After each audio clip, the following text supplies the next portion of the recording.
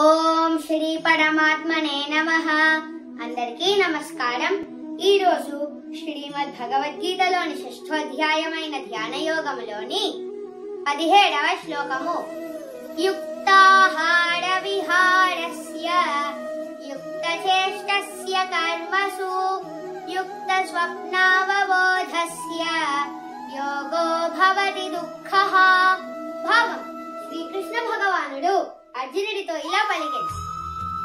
కానీ ఎవరైతే తినటంలో మరియు వినోదాలలో మితంగా ఉంటారో, పనిలో సమతుల్యతతో, నిద్రలో క్రమబద్ధతతో ఉంటారో, వాడు యోగాభ్యాసముతో అన్ని దుఃఖములను ఉపశమింపచేయు.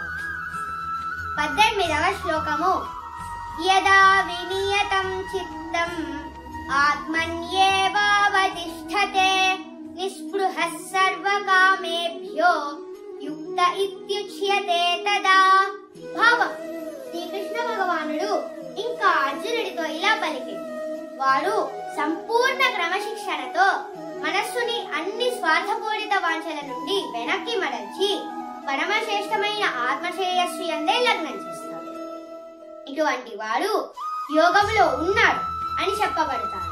మరియు వాడు సమస్త ఇంద్రియ కోరికలకు అతీతంగా ఉంటాడు. 19వ శ్లోకము. యథా దీపో నివాతస్థో నేంగతే సోపమా స్మృతా యోగినో యత చిత్తస్య యుంజతో యోగమాత్మనః. భావం: శ్రీకృష్ణ భగవానుడు ఇంకా అర్జునుడితో ఇలా పలికెను.